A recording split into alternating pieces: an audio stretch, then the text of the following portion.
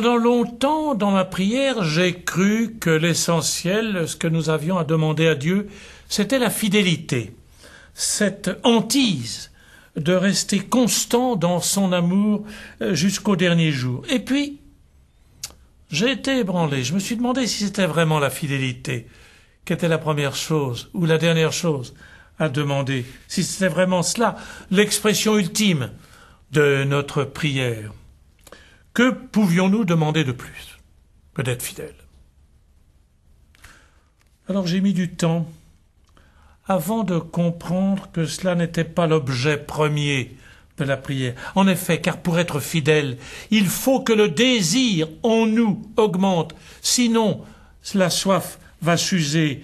Il s'agit de demander, d'augmenter à Dieu, de demander à Dieu, d'augmenter, d'accroître notre désir, notre soif. C'est peut-être cela finalement, la folie de l'homme, la folie de l'amour. On veut toujours davantage savoir qu'on aime et qu'on est aimé.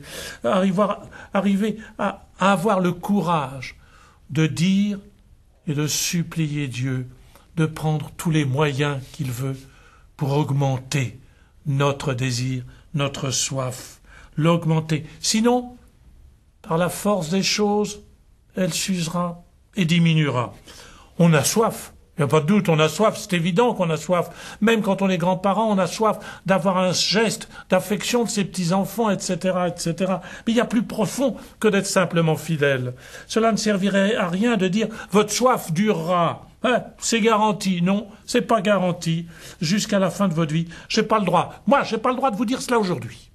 C'est pas vrai. C'est pas le fond de ma prière et de la découverte de ma vie. Ce ne serait pas vrai. Une soif qui n'augmente pas n'est pas une soif. Donc n'est pas la prière. Il m'a fallu du temps. C'est vrai. Pour le découvrir.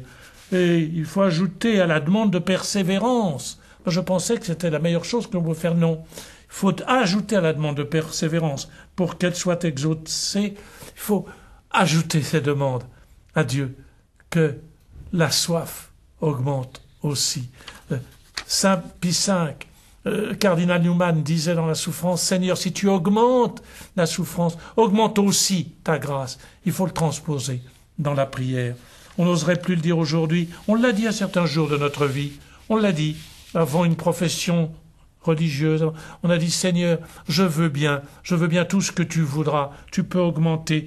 Prends tous les moyens que tu veux. On l'a dit à certains jours. Puis avec l'âge, on ose moins le dire. On a peur.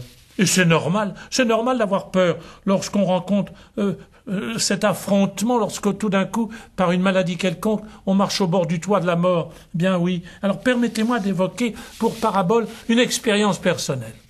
Au moment à l'Hôtel-Dieu, je l'appellerai tout simplement, notre parabole, on l'appellera tout simplement à l'Hôtel-Dieu. Vous savez, ce grand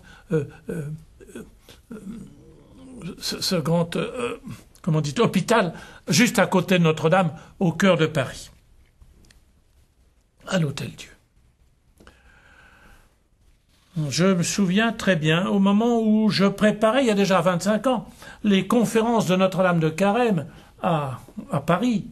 Et pendant 4 ans, ça a été pour moi une chose immense de savoir que plusieurs centaines de milliers de personnes écoutaient ce message que j'avais envie de témoigner, ce message du Christ. Et je me glissais parfois dans le fond de la cathédrale en semaine, je venais tout seul et je priais. J'avais choisi d'aborder, cette année-là, je me souviens très bien, je me disais, c'est impossible de ne pas l'aborder.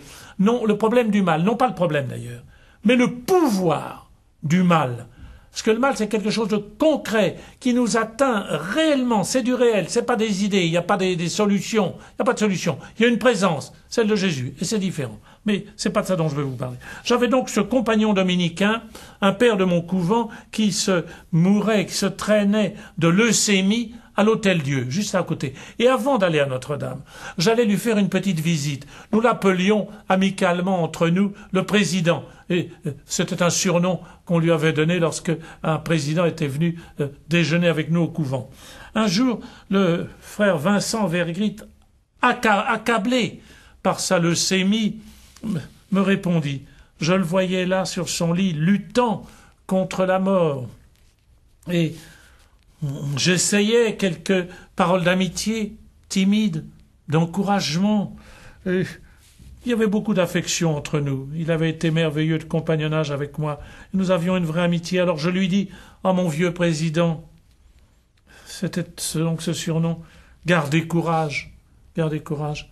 Je reviendrai la semaine prochaine. » Et il m'a simplement répondu, « Oh, à Gethsémani, au jardin des Oliviers, Jésus lui-même a perdu courage, a manqué de courage.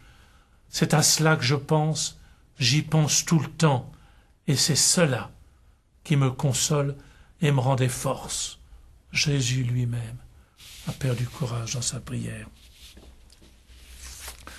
La leçon à porter pour moi. Mon frère, mon ami, le père Vincent Verguet avait raison. Il ne s'agit pas d'éviter d'avoir peur. À certains moments, devant l'avenir, devant notre prière, c'est la même chose. Nous avons peur, c'est vrai, mais nous pouvons l'avouer à Dieu.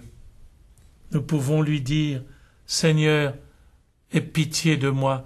Souviens-toi de ton Fils Jésus, qui lui-même a frôlé le manque de courage à Gethsémani. Il faut que mon amour ait pitié de nous, car il faut que mon amour augmente encore pour toi, qu'il grandisse. » C'est évident que nous manquons de courage. C'est évident. Ce serait un miracle de la grâce que d'avoir soif en certains jours, au lieu d'avoir seulement la peur ou la révolte. Jésus le sait mieux que nous. Il suffit de regarder une croix. Il nous a devancés.